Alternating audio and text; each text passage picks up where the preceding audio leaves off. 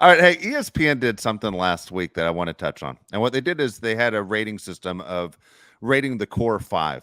Okay. And they rank teams by their core five players. Okay. I'll give you an example of this. And so the Chargers, for example, their core five were Justin Herbert, Joey Bosa, Rashawn Slater, Keenan Allen, Derwin James. Okay. I like that five a lot. Okay. That's their core five. Now, when I throw that at you, where would you think the Chargers would be ranked in their core five compared to the rest of the NFL? Probably third. What do you think, Mario? What's that core five to you? Fourth. Really? Yeah. Yeah, Sam. Go ahead. Sorry, real quick. I definitively, off the top of my head, say the Chiefs, and I say the Bengals. Those are the two teams to me that jump out. Probably have a better core five. Yes, for me, at the top of my head, I was thinking Chiefs, Bengals, Eagles, but I would put them at 4. Would be probably for me is where I would have them somewhere in there. So I'll give you what the rankings are. The Chiefs are number 1, okay, and their core 5 are Mahomes, awesome, Travis Kelce, Chris Jones, Creed Humphrey, the center, and guard Joe Thuney. Okay, that's their core 5. You know, here's the deal. Their top 3 are ridiculous, right? Mahomes, Kelce, Jones. You can't compete with that. Yeah, you can't. Their top 3 are insane. Number 2 Arguably is the number Bengals. 1 in every division. Yeah. Sorry. Number 2 is the Bengals. Of course, the big 3 there. It's going to be Joe Burrow, Jamar Chase, T. Higgins. All right.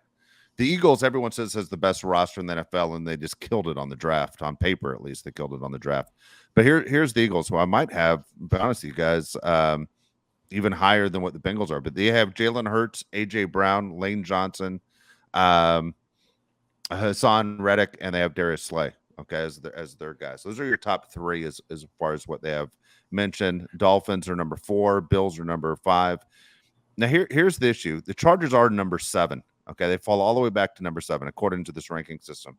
And number 6 bothers me, and I try not to ever play the homer game when we do this show because obviously we're cheering for the Chargers, but the Dallas Cowboys are number 6.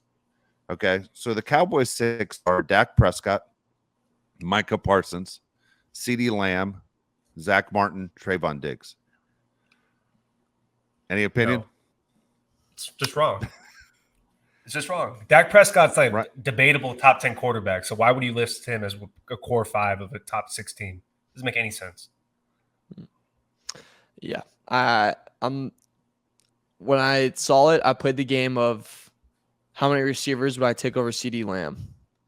And I had 1, 2, 3, 4, 5, 6, 7, 8, 9. I had 9 guys I'd take over CeeDee Lamb as a wideout. The only one I think that is without question, a top 3, I would say would be the Parsons, and then Indy legend, Zach Martin. Zach Martin in their respective spots, yeah. But other than that, yeah, I'm with you. And Diggs gets a lot of picks, but Diggs gets beat a lot. A lot he gets beat. He to me he's Hurts is an Alabama guy. Yeah, he's a home run strikeout guy, but you can't be a home run strikeout guy to me if you're a cornerback. And so you look at Diggs and people look at the numbers and go, oh, the guy makes a lot of picks. Look, it's exciting. Again, if you're one of those guys that as a football fan, you just follow the ball, Diggs makes a lot of mistakes. Where I think if you're a diehard football fan, it would drive you crazy if you just pay attention to him every single game on how many times he does make mistakes. Dak Prescott's, I'm sorry, he's not that guy. If Dak was on another team, we wouldn't be talking about Dak and he wouldn't be getting the publicity that he gets. It's because he's on the Dallas Cowboys. I would definitely take the Chargers core 5 over the Dallas Cowboys. And I don't think that's a homer pick at all. I don't understand that one at all. Yeah. I think if I want to go through the Chargers top 5, I would swap out Joey Bosa for Austin Eckler. Joey Bosa didn't play. Austin Eckler did. He had 20 more touchdowns. He has to be in your core 5. And the team that gets hosed that you haven't named yet has to be the San Francisco 49ers. I would probably take their 5 over any team in the NFL. They have Nick Bosa, who's right there as the best defensive player in the league. Trent Williams, best left tackle maybe in the history of the NFL. Christian McCaffrey, George Kittle, and Fred Warner. They don't even have Deebo Samuel in their top 5. How is that team not in the top 3 as a core 5? You know what they don't have, though? They don't have a quarterback. That's why. Yeah. That's why I think it is. The quarterback's not in the top 5. They're the only team in the top 10 without the quarterback mentioned. I thought the core 5 was who has the best 5 players. Yeah, Does that but I'm include saying they're the quarterback only too? ones with that. Well, it just says they're the only team in that top 5 that doesn't have a quarterback listed. In the top 10, I should say, in their quarter 5. Yeah, I But get You it. know, I don't think I'm just I saying don't that's think what they the San did. Francisco 49ers. Dude, the NFC is so bad. They could throw out Purdy, they could throw out Lance, they could throw out Darnold. They're still going to have a big time winning record. That's how bad the NFC is this year. I don't think it really matters for them.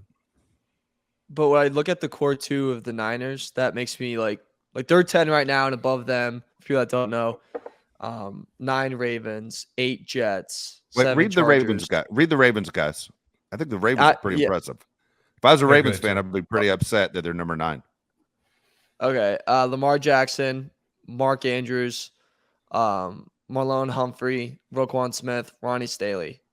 Stanley, Um, yeah, awesome. All of them are awesome. I'm not big on it at all. I would move them. They would be my 10 or 11. Like, it just doesn't. Really? Yeah, Niners Who would do you be not above like them right in the away. Ravens? Who do you not like in the Okay, Yeah, Ravens? which one? But here's the thing I look at. Like, here's how I look at when you see like these cores, right? I'm looking at what number of these guys are top 3 in their position, right? So we look at the Niners. The reason why I put Niners above them, Nick Bosa is arguably the best edge rusher. Trent Williams the best offensive tackle. Christian McCaffrey's top 3 running back. George Kittle's a top 3 tight end. Fred Warner is probably the best linebacker in football. Yeah. So that's a lot of 1s, 2s, and 3s. And I think that's over the Ravens, where Lamar Jackson hurt a lot. He's maybe top 5. Mark Andrews hurt a lot. 3, probably the 3rd best. Humphrey's probably top 5. Roquan Smith, you can debate a lot. Stanley, you could really debate a lot. Maybe top edge of 5, maybe a little bit lower. That doesn't do it for me. I would drop them down a little bit more just because of that. And like you said, Josh, I even mentioned Deebo Samuel, which is kind of crazy. But it's also I look at the Bills and I go, Bills, I would drop you lower too. Von Miller, is this 2016 Von Miller? Like, are we going back in the portal? That doesn't really do much to me. Also, very interesting to me, the love that the linebacker spot kind of got in this core list, just because it's like the running back spot on the defensive side where that it's kind of gone down in value of how important the linebacker is, and the kind of Ray Lewis, Urlacher days of this is the most important part of your defense is not really around anymore. It's interesting. So Buffalo is number 5. So people are listening, trying to keep up with what we have. I will give you the top 10 as we talk about these guys. It's again, it's Chiefs 1, Bengals 2, Eagles 3. It's the Dolphins 4. Okay, I like the Dolphins roster a lot, as I say all the time. Buffalo Bills are 5. I agree with you. I think that Bills roster's the core 5 is too high. I think the Cowboys, who are number 6, are too high. Chargers number 7, I think, are too low. The Jets are curious because the Jets are number 8. The Jets' top 3 are very good. Are the Jets good enough to you to be even in the top 10? Like, are the Jets all of a sudden getting too much love because for the first time in 50 years, the Jets seem like a relevant team? It's because they're New York. It's because That's they're it, New York. right? I mean, they Yeah. got the same thing for the Cowboys. It's because they're Cowboys. the only player in their core 5 that's a top player is Sauce Gardner, right? I mean, like the best at his position. Yeah, that's it, right? Aaron Rodgers is old. Quentin Williams, who I'm a fan of, defensive tackle, and then Garrett Wilson's very good, but man, he's not number 1, right? No. Elijah Vera Tucker, the guard, that's their top 5, and they're ranked number 8 overall out of 32 teams. Yeah, no, it's way too high. Way too high. I think people also forget, like, Rodgers didn't have the best year last year. Yeah. And I think that just kind of gets lost. I agree with you guys. Like, they're getting so much, like, New York, we've seen this story before, right? Like, we've seen this story. It's in the chapter books. It's chapter 1. You get excited. You get hyped up. You think this is it. You got a new boy in town and he looks pretty, but it's not going to work out. It didn't work out with, let's go down the list. Didn't work out with Sanchez. Didn't work out with Pennington. Didn't work out with Darnold. Didn't work out with Zach Wilson. Didn't work out with Favre. Did I already say Favre? I hope I didn't say Favre because he doesn't deserve. Okay, good, because he's a scumbag. He's only allowed to get said once. And then you're gonna try Rodgers, and like this is gonna be the golden ticket. This is gonna be this time. Like it's just one of those things. It's like we're really gonna sit here and just really pump you guys up in a tough division and put you guys 8th. And it's like, let's remember he didn't have the best year, and that we've seen this before of you guys getting really, really excited, and then you guys get really, really let down, and then we all make fun of you, then we have to be mean to you because it's like, look, you're a stupid idiot, like, come on. Well, here's the deal. Every NFL team wants a franchise quarterback, like the guy that's going to do the jersey sales for you, right? So if you're a Jets fan, probably the last time you bought a quarterback's jersey was probably Favre. Otherwise, why would you run out and buy a jersey with a quarterback number on it? But that's really, it's a major goal when you're selling merchandise. Do you have that guy? Do you have the Justin Herbert type guy that you go and, hey, that guy's the face of the franchise and we're selling a jersey? I mean, the Jets, look, I don't know how I feel about the Jets. I don't care one way or another. I mean, it's a coin flip. I don't hate the Jets. I don't dislike the Jets. I'm curious to see what the Jets look like this year. Just because if Aaron Rodgers bombs, it's going to be kind of sad. If Aaron Rodgers is great, all of a sudden there's a team in the number one media market that's exciting to talk about. The Jets are going to be a curious team to watch. I'll probably watch a lot of their games, especially at the beginning, go out of my way to see what the Jets are doing. But the Jets haven't done anything since before I was born, Mario. That's a long time. Yep. Think about it. About 4 years before I was born was when, Joe Namath guaranteed, hey, this is when we're going to win it. I guarantee it. Jets haven't done anything. They've been a complete embarrassment. Number one media market, been an absolute joke. And that this is the year that all of a sudden Jets fans think, hey, we're going to win it. It's been over, 50 years. We're going to finally win it. Okay. Yeah, they're annoying. The Jets fans have always been annoying. They're still the third best team in that division. I think they're the second best team in New York City if you're going to go with the Giants and the Jets. I still think the Giants could be better than the Jets. Nobody knows what the Jets are. If you look at the Jets roster, you'd have to say they have the most injury history out of any team in the NFL. I don't even think it's that close. Every guy on that roster gets hurt every year, it seems like. So it definitely could be possible the Jets could be injured all season. Yeah, let me ask you, is that the best division overall in football? Without a doubt. The AFC is the best division in football. I mean, the Patriots aren't supposed to do anything, but otherwise you have three teams there that every one of their fan bases believe their team's going to win the division this year. Dolphin fans, Jets fans, Bills fans all believe they're going to win the division. I think it's the best division. Yeah. I think it's the 4 hardest road environments. It's going to be hard as hell to play in New York. It's going to be hard as hell to play in Buffalo. You're going to sweat your balls off in Miami, and then you have to go in Belichick's Thunderdome.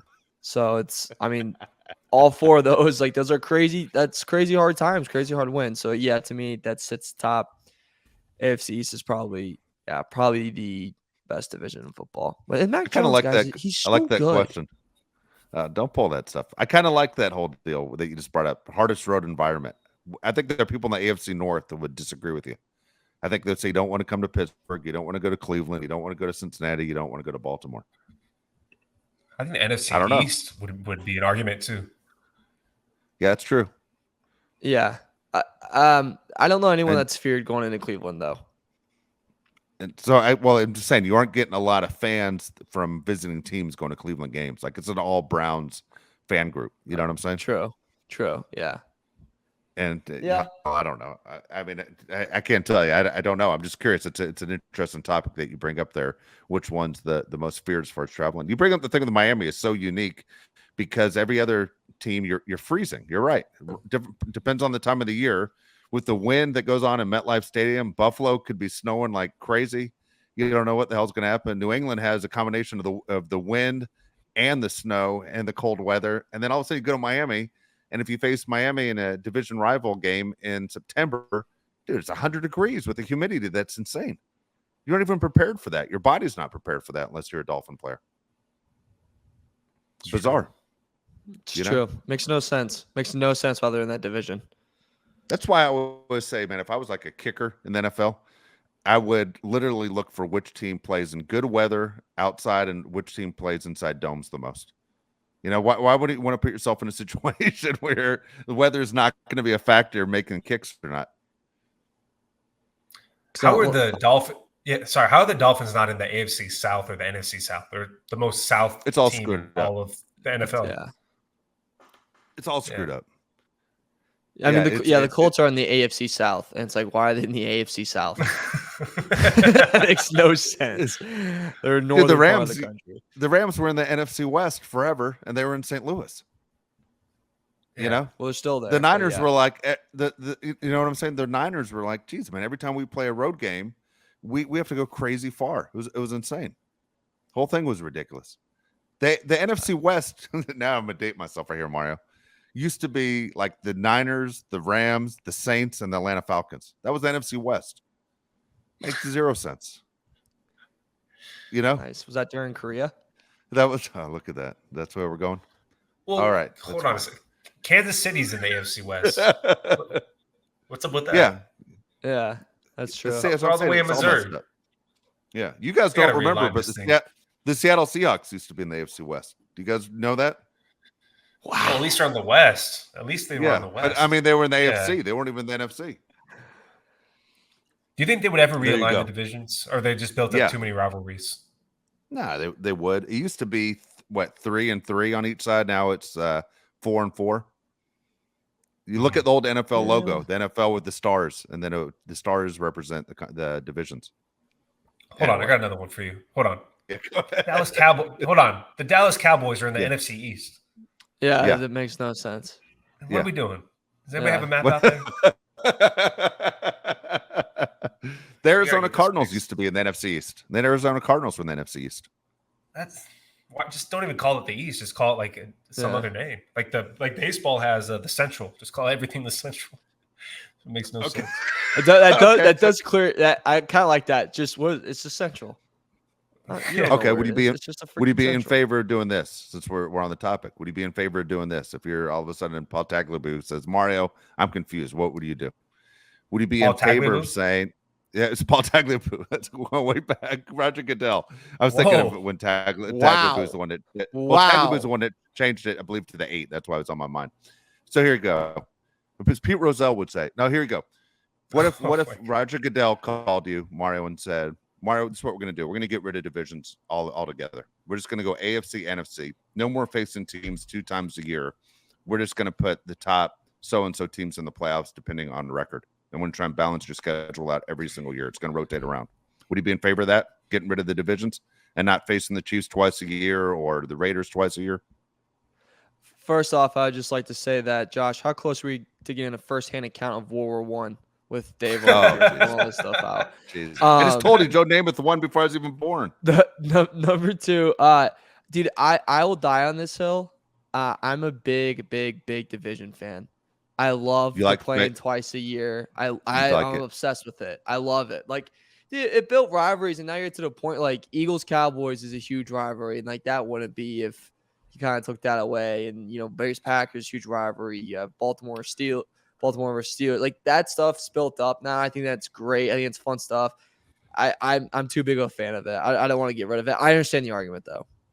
I think okay. What if you did this? You play the same 3 teams every time, but you just alternate home and away like they do in college football. So you still play the Broncos, the Chiefs, and the Raiders. You just alternate home and away each year, and then you bring in 3 new opponents every season. Would you not do that?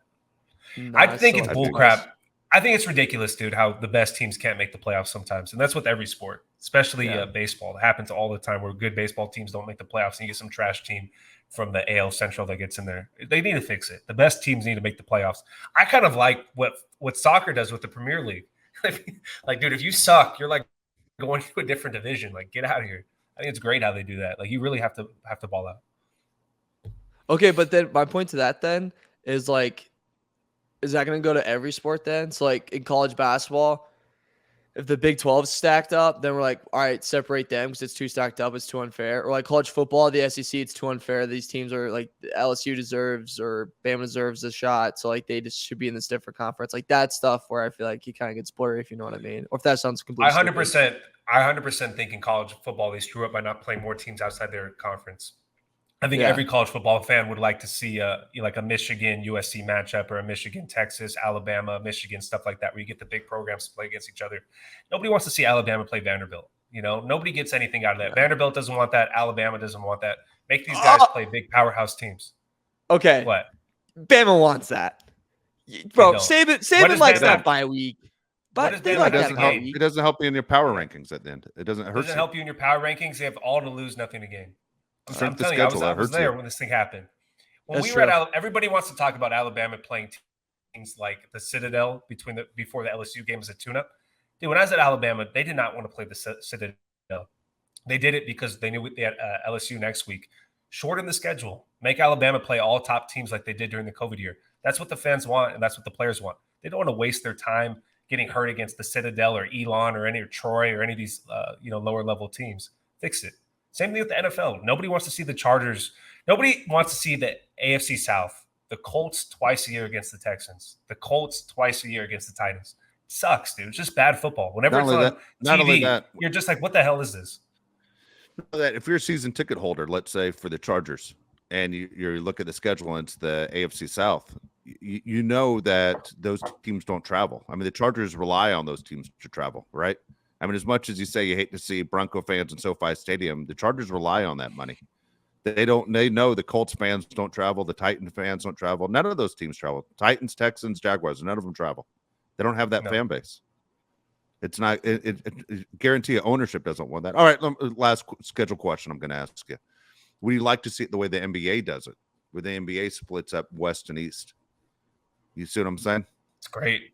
I think it's great. Where all the teams, so you're guaranteed basically a Super Bowl of a West against an East. I think it's great because in the NBA, you're always going to guarantee the best teams get into the playoffs. You can't guarantee that for the NFL or Major League Baseball. But I don't think you can guarantee that for the NFL because it's always just one game. You can't go like best of 3 or anything in football. Like it's just one game, and anything can happen in that one game, and that's why it makes it exciting. Like one game, Colts might beat the Chargers just because it's a crazy week, but like it's best of 3, they won't. I'm not saying you let in more teams. I'm just saying you fix the schedule where they play everybody evenly. You're not, like we just said earlier, the freaking Jaguars are going to get 6 easy wins this year. Who does that benefit besides the Jaguars? I think if you do it like he said, where it's the West and the East, you kind of have an easier layout of who's the best team. Keep in mind, they haven't won in Jacksonville in a crazy long time. Who? I mean, oh no, wait, what is that? There's something in the AFC South I'm missing where no matter how, maybe it's the Jaguars and Texans, I think. I might have to double check that, but it's something where I think it's Jaguars Texans actually, where they cannot win in Houston for some reason. It's just bad luck. They go there and they suck, which is I think very funny. I love stuff like that. Yeah, that's weird. I mean, the Titans a few years ago owned the Jaguars for 10 straight games or something. So those happen. Yeah, hell, the Colts owned the Titans when Peyton Manning was there. I mean, nonstop. Yeah, But anyway, kind of interesting. Think about it though. If you had the West in the NFL. And you had basically the Raiders, Chargers, Seahawks, Niners, Rams, Cowboys, Cardinals, Broncos. They'd all be one side. You know what I mean? Yeah. If you went the NBA style of it, you kind of split it down that way, and you went West on one side. At least I don't know how the NFL's having zero problems with TV ratings, but my thing is your Super Bowl would be an East against West matchup. You'd guarantee, basically have interest from both sides of the country. But at the same time, the NFL does such a great job with wagering or everything else. It doesn't matter. I guess they're doing fine. They figured it out. Mm-hmm. So. When as I'm going to speak for the East part of the country real quick. When do we start claiming Josh Palet from the West? Because right now he does live technically in the East. So when does the negotiation start? I think I'm closer to the East too. I'm going to Florida a couple weeks. I'm going to New York City, doing the whole thing. Dude, I think it's cool as hell. I'll tell you right now, living in Nashville, now I can travel everywhere within an hour. Dude, in San Diego, you can only go to Phoenix, Vegas, LA, and San Francisco. And then everything else is really far away. Really far. I love the best thing about living where you live, Mario, in Indiana is you can get everywhere within an hour on a plane. It's great. Crossroads of America, baby. And we accept you. We accept you. Thank you. Appreciate that. Yeah. Crossroads of America. There you go. That's so funny. All right, Mario, before we get out of here, do you have something crazy you want to bring up? Yeah, I can't. Well, one's do you want a gross one, or do you like how I sleep one? Well, God dang, I'd rather, dude. I don't know if I have a stomach for a gross one. Which way you want to go, Josh? The gross one. Okay. All right, I can't. All right, you ready? Yep. I can't use toilet paper anymore. I'm out on it. I'm out on toilet paper. I'm out on it. All baby wipes? All baby wipes, baby. Like I'm a That's fine. 1-year-old coming That's straight fine. out. That's fine. Yep. That's fine. Baby wipes are fine. I thought you were gonna say you're just a sit and go guy, and I was like, all right, we can't be friends anymore. I used to, No. but not anymore.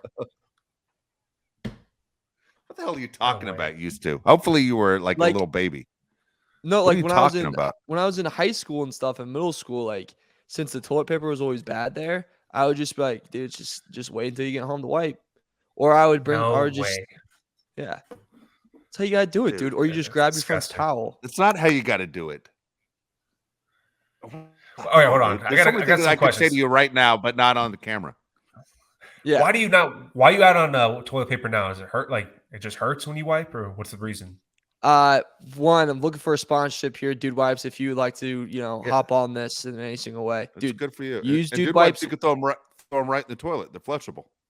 Yeah, they don't Not all clog, wipes are flushable. Yeah, that's and what they I'm don't saying. clog. Yeah, Don't mess up your system, your toilet.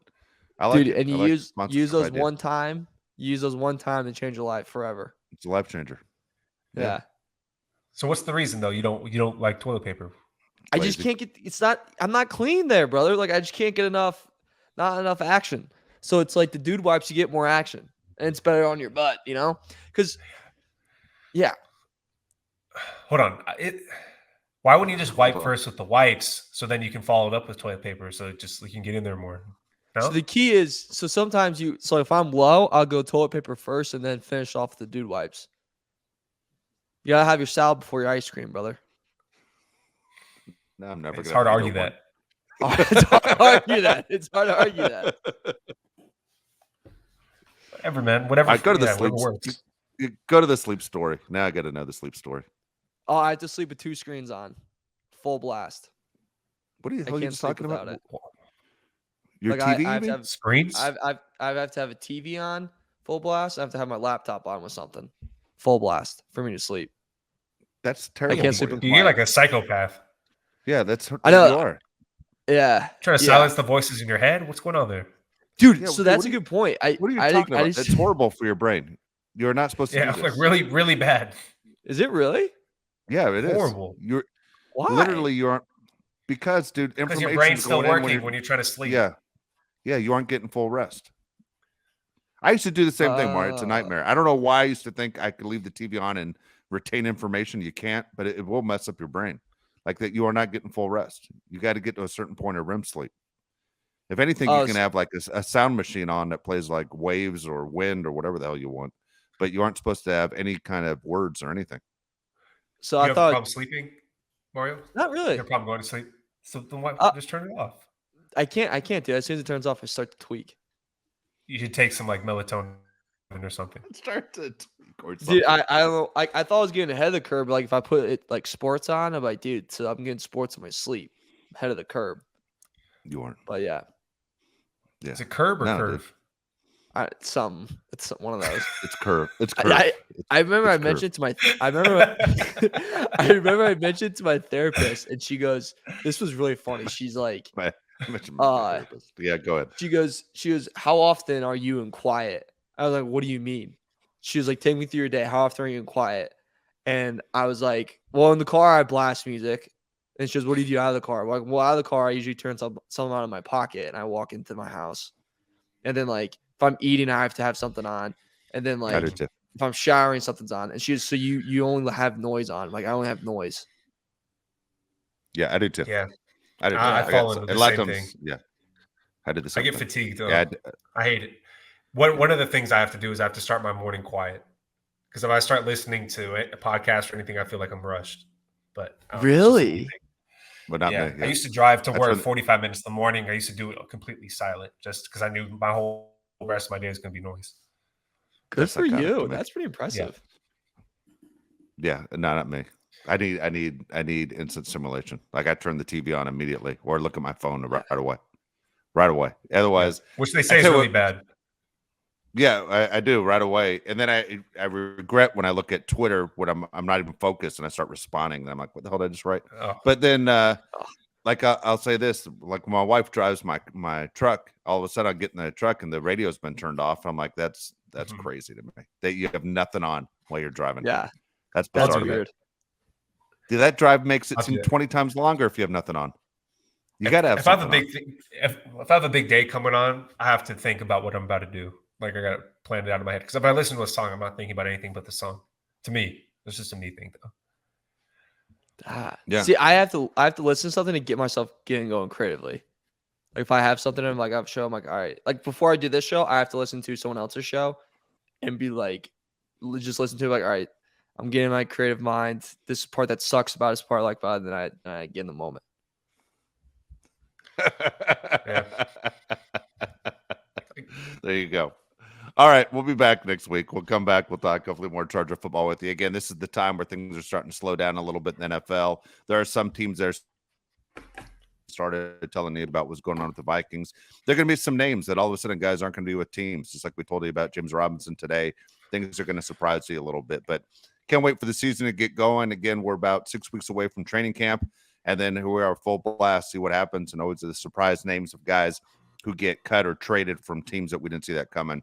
But we'll be back in a week or so. Again, thank you for the comments on YouTube. Surprisingly, a lot of people agreed with me. They'd rather win the Heisman Trophy or win, that be in the Hall of Fame than win a Super Bowl. So that felt kind of good. I kind of felt justified a little bit.